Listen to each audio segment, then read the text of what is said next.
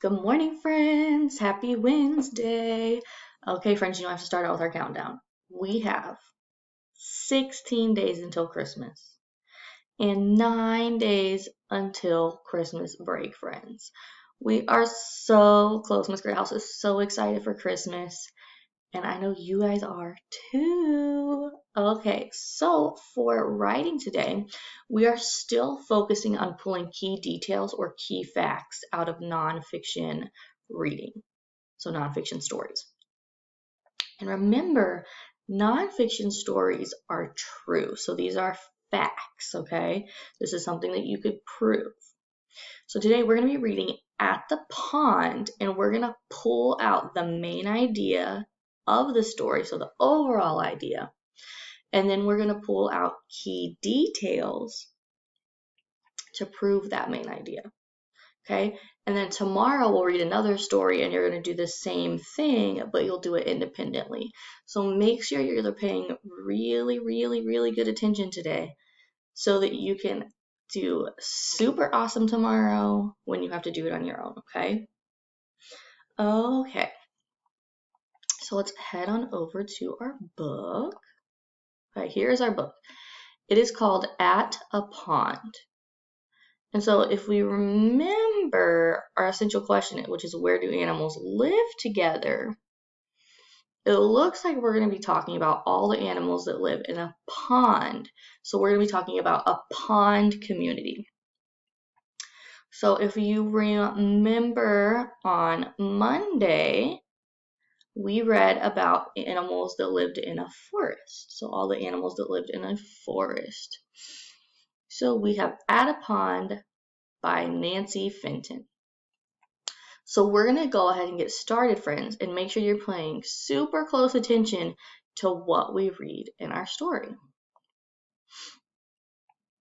Who lives at a pond? Who is under the water?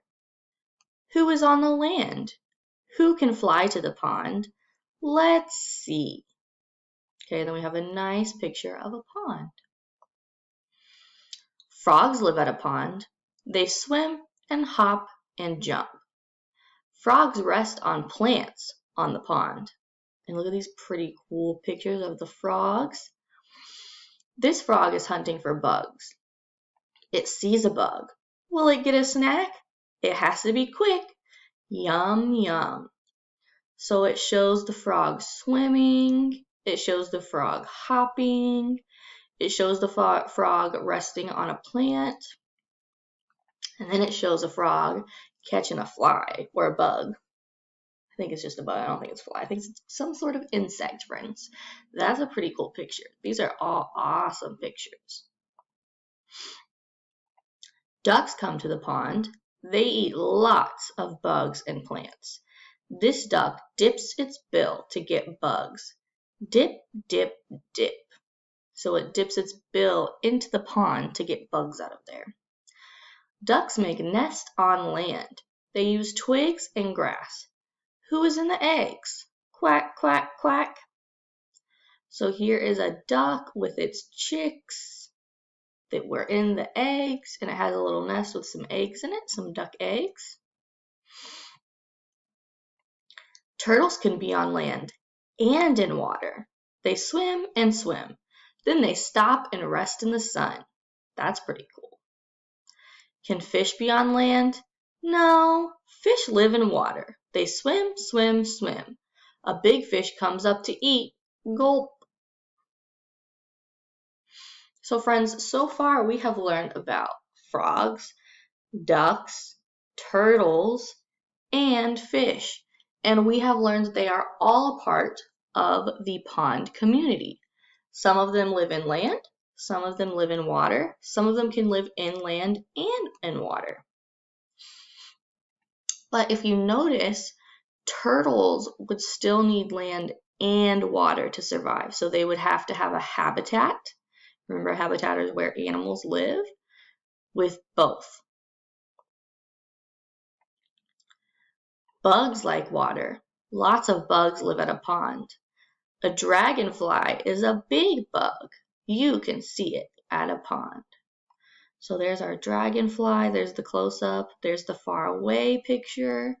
Dragonflies are really pretty, guys. Okay, look at the animals at a pond. Who are they? Okay, so we have an egret, which is kind of like a duck. It's kind of like a mix between a duck and a swan. Then we have a raccoon. Those are pretty cool. Then we have a newt. And guys, a newt is just a type of a lizard. Those are pretty cool too. Then we have goldfish. You guys know what goldfish are. Then we have a toad. And remember, toads are frogs' cousins, okay? So we have a toad. And then we have a pretty cool beaver. So that's awesome. Okay, friends. Uh-oh, Miss Greyhouse went too far. Okay, friends. We are going to head over to our reading and writing companion, and we're going to fill out our main topic, so your main idea, and our 3 key details. So I will see you guys over there. Okay, friends, so here is our graphic organizer that we're going to be filling out. So we'll fill out part of this together today, and then you'll do part of it on your own. And then tomorrow we're going to read Animals in the Desert, and you'll fill out one of these completely on your own. Excuse me. So our main idea or main topic was what? Think about it. What was the story all about? It was all about animals that live in the pond. So that's what we would write. Animals that live in the pond. Okay. Friends, I wish I could make this bigger, but I'm not sure how to do that. So the main topic is that it's about animals that live in the pond. Okay. So then we have to come up with 3 details. Okay. One detail is that frogs live in the pond. So we could write frogs live in the pond. They swim and hop in the pond. Okay. So friends, we could have just written frogs live in the pond, but I wanted to add that second detail to really make that detail stick out and prove that we are talking about animals that live in the pond. Because we could say frogs live in the pond, ducks live in the pond, turtles live in the pond. Okay, that's great, friends. So you're calling those key facts about those animals that live in the pond, but give me something a little bit more.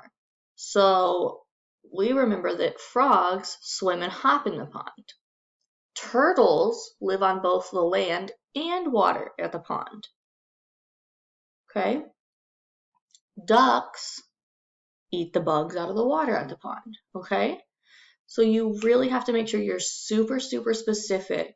And you can always go back and re-listen to what we read. Or you can reread it yourself. So friends, when you go over to Seesaw, you will see this same thing. So you'll see the first detail filled out and the main topic. And then you will just have to fill out the last 2 details. And remember, friends, you can go back in this video and re-listen to the story if you need to. Okay, friends, so that is all I have for reading today. And remember, tomorrow you will be filling out this same thing on your own, and that may seem a little scary, but guys, it's just for practice, okay? We're just working on learning how to pull the main idea and key details from a story. So remember, it's okay if it's not perfect. We are still working on these skills. Okay, friends, have a great rest of your day.